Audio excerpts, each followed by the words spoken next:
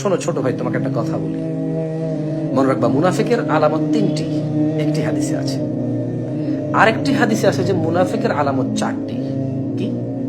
চতুর্থটি হলো সে যখন রেগে যায় তখন সে গালাগালি করে। খবরদার, তুমি যদি কারো প্রতিবাদ করো, তুমি গালাগালি অবশ্যই এটাকে অবলম্বন করবা না, এতে তোমার মঙ্গল আছে। কেমন? আচ্ছা দেখ, তুমি প্রতিবাদ করবা, যদি আমি অন্যায় করি আমার বিরুদ্ধে প্রতিবাদ করবা, যে অন্যায় করে প্রতিবাদ করবা, এটা তোমার ইমানের কর্তব্য। যে তোমার যদি হাত দিয়ে থামানোর চেষ্টা থাকে, হাত দিয়ে থামাবা। এবার আমার বিরুদ্ধে কেন? আমার বিরুদ্ধে যদি তোমার মুখ দিয়ে বলার সাহস থাকে বলবা, সুযোগ থাকে বলবা। তারপরে হচ্ছে কি বলে এটাকে, তোমার যদি কোনোটাই না থাকে ঘৃণা করে উল্টা ফেরবা, অবশ্যই এটি তোমার নৈতিক দায়িত্ব। তবে তুমি গালাগালি করবা না, এটা মুনাফিকের আচরণ। আচ্ছা গেল এটা। আরেকটা কথা তোমাদেরকে বলি ছোট ভাই, তোমরা অবশ্যই কাউকে মুনাফিক না আমাকে যদি বলতে চাও, তুমি যদি আমাকে তোমার নলেজে যদি মুনাফিক পাও, বলবা। কেন বলবা না? তুমি যদি আমাকে ইহুদির দালাল পাও তোমার নলেজে, তুমি বলবা। কেন বলবা না? অবশ্যই বলবা। আমি বলে আমিও বলবো যেটা আমার মনে হয়। তবে তুমি অবশ্যই কেয়ারফুল থাকবা ছোট ভাই। মনে রাখবা যে তুমি গালাগালি করো, প্রথম হলো অল্প স্বল্প গালাগালি হচ্ছে কি ফাসেকি, গুনাহের কাজ, গুনাহ।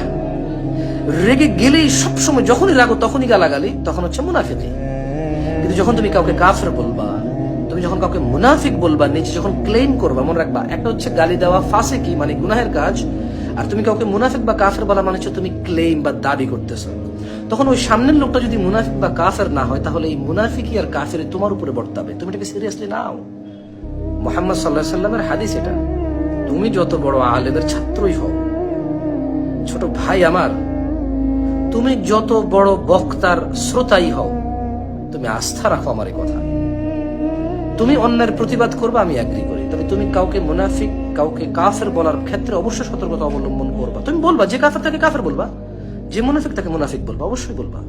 তবে তুমি সতর্কতা অবলম্বন করিও, কারণ যদি সামনের লোক যদি মুনাফিক না হয়, সামনের লোক যদি কাফের না হয়, তুমি যাকে নাম ধরে বলতেছো, তাহলে এটা তোমার উপরে বর্তাবে। আর তুমি তখন এই কথা বলে পার পাবা না। তুমি তোমার আলেমকে জিজ্ঞেস করো যে কিয়ামতে যখন আমি অপরাধী হব আর আমি বলবো যে ইয়া আল্লাহ, আমি তো জানতাম না, আমি অমুক অমুক বড় রব্বানিয়িন যাদেরকে আমি আমার মাথার তাজ করেছিলাম, ওদেরকে অনুসরণ করে আমি কথা বলেছিলাম, তখন আল্লাহ তোমাকে আসলে এই এক্সকিউজে ছাড়বে না, হয়তো আমাকে ওই এক্সকিউজে ছাড়বে না।